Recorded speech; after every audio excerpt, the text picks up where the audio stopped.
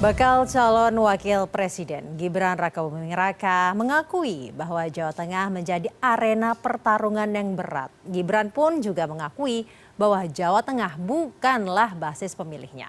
Namun ada premis bahwa Gibran ini berpotensi memecah suara Ganjar Pranowo di Jawa Tengah. Dan untuk membahas ini lebih dalam, saya akan tanyakan langsung kepada Ujang Komarudin, Direktur Eksekutif Indonesia Political Review dan politikus PDIP Arya Bima. Selamat malam Mas Ujang, Mas Arya. Selamat malam Mbak Caca, Bang Arya Bima.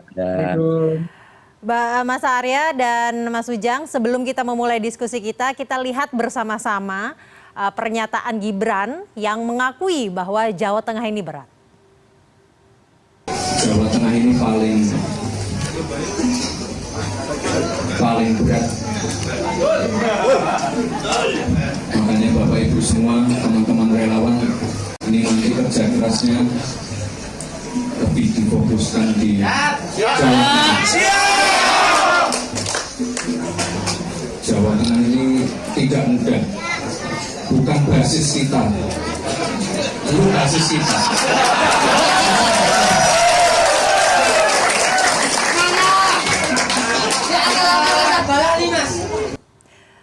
Sekarang bukan basis kita, dulu basis kita.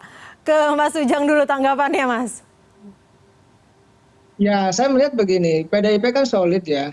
Di Jawa Tengah itu punya militansi yang tinggi ya terkait partainya. Jadi kader-kader partai di Jawa Tengah itu sangat solid dalam konteks sangat setia kepada PDIP. Tetapi memang ketika ada lawan yang kebetulan itu adalah dianggap kader sendiri ya, PDIP yang sekarang juga belum mundur, Gibran gitu, itu juga menjadi tantangan sendiri bagi PDIP. Jadi memang ada potensi juga Jawa Tengah ini terpecah. Kalau kita lihat misalkan Solo Raya ya, Solo Raya kan ada beberapa kabupaten yang menyangga begitu, dari mulai Boyolali, Sragen dan lain sebagainya itu. Dan kita juga paham bahwa misalkan seperti Habib Lutfi ya, dari Pekalongan juga itu juga mendukung Prabowo Gibran. Disitulah sebenarnya letak tantangan tersendiri bagi Bang Arya Bima dan PDIP ya untuk mempertahankan gitu ya basis massa yang memang betul-betul sudah solid. Tetapi kalau lawannya itu yang katakanlah dianggap kadernya sendiri ya tanda petik gitu, itu juga menjadi menjadi persoalan bahwa Gibran, Pak Jokowi tahu persis kekurangan dan kelebihan PDIP di Jawa Tengah. Oleh karena itu ketika Gibran menjadi cawapres, ya saya melihat patut harus disolidkan kembali basis massa PDIP itu. Kalau tidak ya bisa saja arena pertarungan di Jawa Tengah itu menjadi arena yang katakanlah terpecah menjadi dua, yang memang basis massa yang mendukung PDIP di saat yang sama juga ada grup Gibran atau Pak Jokowi begitu. Kalau kita lihat tadi yang ditayangkan 77% suara Pak Jokowi di Jawa Tengah, artinya masih ada suara sisanya itu kan ke kubu lawan begitu. Nah dalam konteks hari ini kalau Gibrannya itu katakanlah sudah menjadi cawapres di Koalisi Indonesia Maju, maka jangan-jangan suara Gibran dan Prabowo bisa bertambah gitu. Karena faktor tadi ada misalkan faktor Gibran, faktor Jokowi, ada Habib Lutfi, ada Gus Miftah, yang tentu ini harus kandang banteng ini ya harus dipertahankan dari katakanlah gempuran Gibran yang sudah menjadi cawapres pihak lain. Seperti itu Mbak Caca. Baik Mas Bima, potensinya nggak main-main nih bisa memecah suara PDIP untuk presidennya, untuk calon presidennya. Mas Arya. Iya betul Mbak Sasa, Mas Ujang. Jadi saya baru selesai pertemuan dengan kawan-kawan di daerah pemilihan saya, yang tadi saya ketemu dengan mereka, kemarin juga ketemu, ungkapannya memang ada luka batin, suasana sedih, ya kan? Bahkan perih, ya kan?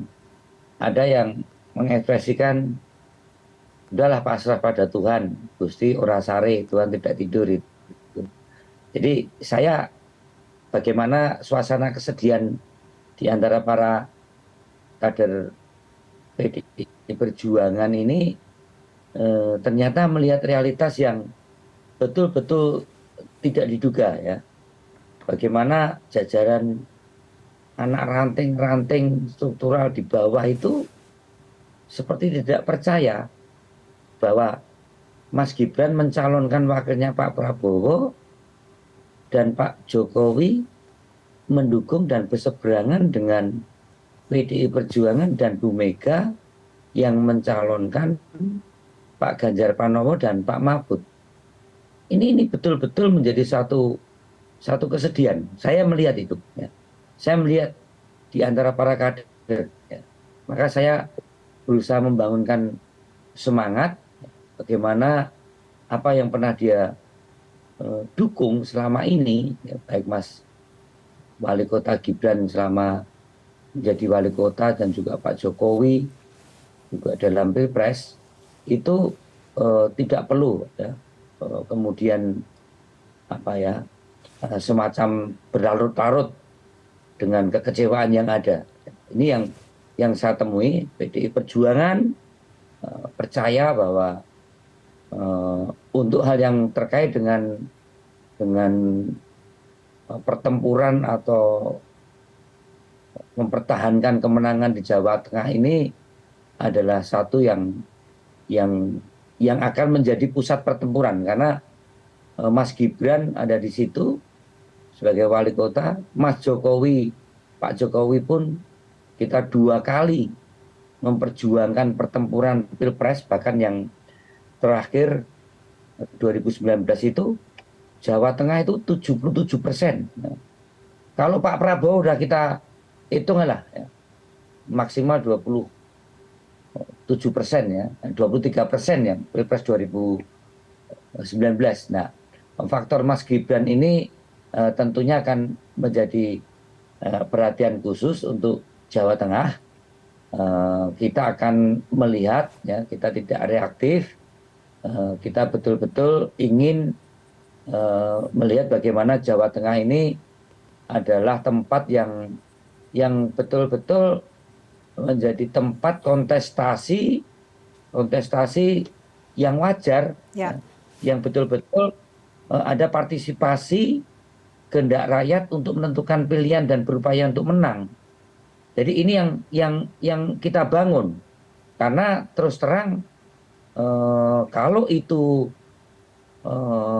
berjalan secara demokratis, kemudian juga Mas kita Arya. percaya Pak Jokowi walaupun menyetujui merestui Pak Mas Wali Kota menjadi wakilnya Pak Prabowo, Pak Jokowi kan menyampaikan bahwa dia tidak hanya sebagai Baik. bapak yang baik dengan putranya, tapi menjadi presiden yang baik.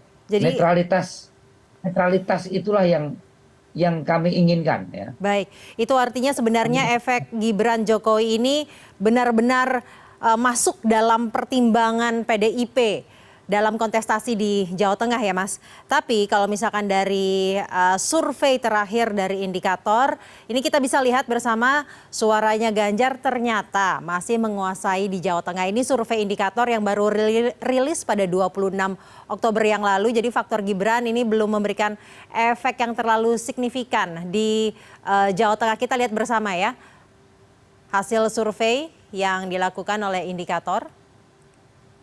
Ini terlihat Ganjar Mahfud masih 63%, Prabowo Gibran 22,2%, Anies Mohaimin tertinggal jauh di bawah. Nah dari basis 14%. Mas Arya, kalau tadi saya melihat ada kesan kebatinan yang pesimis karena adanya kekecewaan, sedih, dan perih, dan juga ternyata perlawanan Gibran ini di Jawa Tengah tidak bisa dianggap main-main seperti tadi yang juga sudah dijelaskan oleh Mas Ujang. Namun melihat hasil survei ini bagaimana nih Mas Arya? Oh, kalau masalah elektoral kami masih sangat optimis ya, tingkat kepuasan kinerja Pak Ganjar Pranowo di situ sangat tinggi, juga soliditas partai baik di tingkat struktural dan distribusi kader di Jawa Tengah ini sangat merata dengan pengorganisasian yang cukup kuat untuk dijadikan sebagai mesin elektoral. Tadi yang saya sampaikan itu kita kan biasa dibangun dalam tradisi membangun spirit kerja politik yang ideologis ya.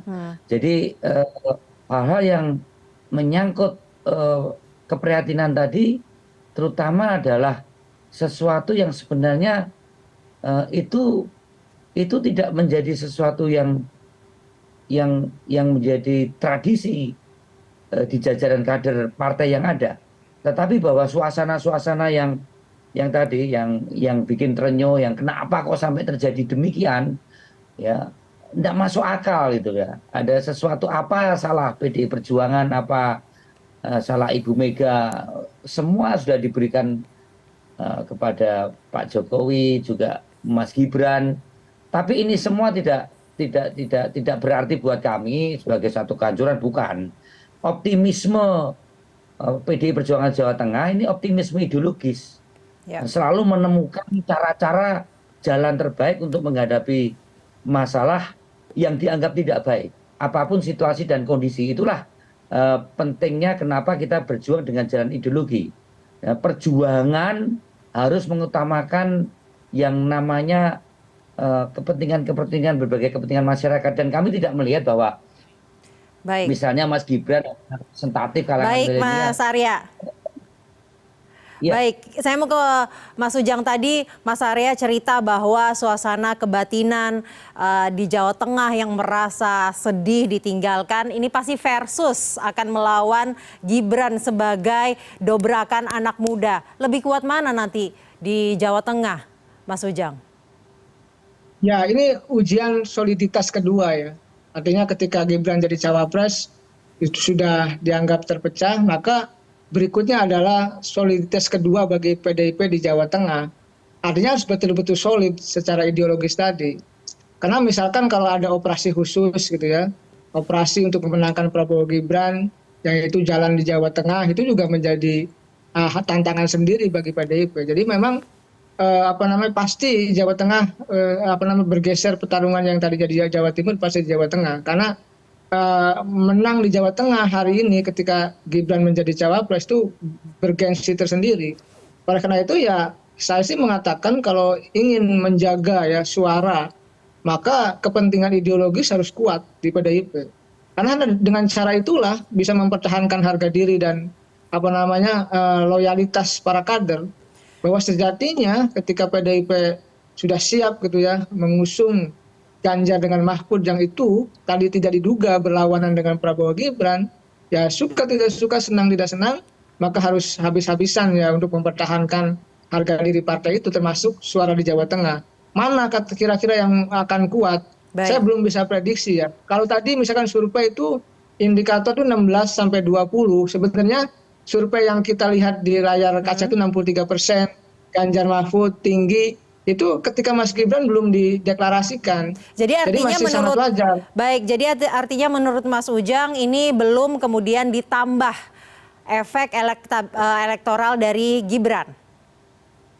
Ya, tentu ini harus waspada ya bagi PDIP. Karena tadi Gibran dideklarasikan, didaftarkan di KPU pun baru tanggal 25 gitu. Oleh karena itu, saya melihat hati-hati betul PDIP dalam melihat ya pencawapresan Gibran oleh kubu Pak Prabowo. Baik. Tentu kubu koalisi Indonesia Maju tidak akan mengalah ya dalam konteks untuk memborbardir Jawa Tengah begitu. Baik, Mas Arya, tanggapannya seperti apa? Karena ternyata harus hati-hati jika memang elektoral yang dibawa Gibran ini bisa memboosting Prabowo Subianto, dan harus tetap diingat bahwa jumlah pemilih di sana banyak yang milenial dan Gen Z. Ini baru nih Mas Arya. Ini Mas Gibran, Mas Fahli ini memang milenial. Tapi milenialnya Mas Fahli ini kan tidak bisa direpresentatifkan milenialnya wong Jawa Tengah yang anak petani, anak tukang beca, anak pegawai buruh, yang betul-betul bekerja keras, yang betul-betul mereka harus berusaha untuk hidup dan mengempoweringkan dirinya untuk untuk mendapatkan bagaimana akses mereka untuk berkembang. Jadi salah kalau Mas Gibran ini dipresentasikan sebagai anak muda di Jawa Tengah atau di Indonesia. Nah, keliru, karena anak muda itu lebih butuh proses yang lebih fair. Anak muda butuh masuk pegawai negeri dengan tes yang benar-benar kompetitif sesuai dengan kompetensinya. Jadi saya tidak melihat anak muda Jawa Tengah itu bangga dengan privilege yang diberikan oleh Mas Wali Kota jadi wali kota, apalagi jadi seorang wakil presiden. Ini sesuatu yang menurut saya tidak akan mendulang anak muda. Apalagi anak muda yang boleh mencalonkan sesuai dengan ketentuan MK adalah orang yang pernah menjadi kepala daerah loh. Loh, anak muda Jawa Tengah itu banyak yang jadi entrepreneur loh. Banyak yang menjadi dosen, banyak yang menjadi dokter, banyak yang menjadi... Jadi optimis ya Mas Arya. Jadi saya optimis. Baik, saya mau ke Mas Ujang. Hanya simbolisasi tipe anak muda Jawa Tengah tidak bisa direpresentasikan dengan tipe... Baik, Mas Ujang. Maka itu kalau dijadikan sebagai simbol untuk mendulang suara anak muda, saya kira akan lulus, karena justru Mas Gibran merusak sistem meritokrasi di dalam proses satu kepartean, bahkan beberapa kali tidak merusak sistem meritokrasi, ya merusak sistem meritokrasi dan juga anak muda yang privilege. Tanggapannya Mas Ujang. Ya, saya salah satu anak muda juga, Mbak Sasa ya. Saya kan masih milenial juga, saya lahir 81. Saya tahu persis juga, saya melewati proses yang panjang, misalkan jadi dosen gitu ya. Lalu jadi pengamat politik. Ya memang dalam konteks itu ya wajar jika PDIP marah gitu ya, dengan diam gitu, marah dengan cara yang halus dalam konteks pencawapresan Mas Gibran itu. Tetapi ini sebuah kenyataan yang harus dilihat sebagai sesuatu yang harus dihadapi oleh PDIP. Representasi anak muda memang begini, ketika hasil survei lah yang lalu-lalu gitu, representasi milenial itu 40% masih di kubu Pak Prabowo itu. Jadi memang tidak ansih melihat sosok Gibran itu bisa mendapatkan suara untuk anak muda. Tetapi memang kan tadi harus hati-hati betul ketika cawapresnya itu anak muda. Dan dalam konteks itu saya sepakat dengan Bang Arya Bima, anak muda ya butuh proses yang panjang untuk katakanlah bisa mendapatkan posisi di satu tempat. Tetapi konteksnya ini politik, ini yang agak berat. Politik itu ya yang tadi, yang mungkin, yang tidak mungkin jadi mungkin, terbalik-balik. Tetapi memang kalau kita merusak meritokrasi, iya bisa jadi ya itu terjadi. Dan dalam konteks kepartean, PDIP sudah tahu persis terkait dengan persoalan Mas Gibran dulu, misalkan ketika Gibran itu tidak lolos ya administratif di internal PDIP ketika pencalonan menjadi wali kota, itu juga kan tetap diloloskan. Oleh karena itu ini menjadi atensi kita bersama. Sejatinya ya PDIP mungkin sudah banyak mengalah dalam konteks untuk menjadi jalur atau jalan politik bagi Pak Jokowi dan keluarganya. Nah, dalam konteks merusak sistem meritokrasi ya bisa jadi iya, karena memang tidak melalui cara-cara yang wajar lah, kira-kira begitu. Baik, terakhir ke Mas Arya, tanggapan terakhir mengenai Ganjar versus Gibran ini. Apalagi kan Gibran belum secara resmi nih keluar dari PDIP. Oh ya, kalau mengenai belum keluar, partai ini sudah terbiasa menghandle masalah-masalah tersebut. Tapi dengan masuknya Mas Wali Kota Gibran tiba-tiba ke Partai Golkar dan menjadi cawapres yang diusung dari Partai Golkar, ini kita mempunyai mekanisme untuk menyelesaikan itu. Tapi kita juga paham bagaimana komunikasi politik Kang Ujang. Jangan sampai kita juga menjadi tontonan gaya playing victim, seolah-olah partai kemudian menjadi lembaga yang mendolimi seorang Mas Wali Kota Gibran itu. Ini kita paham betul, maka navigasi untuk ini kita betul-betul diam.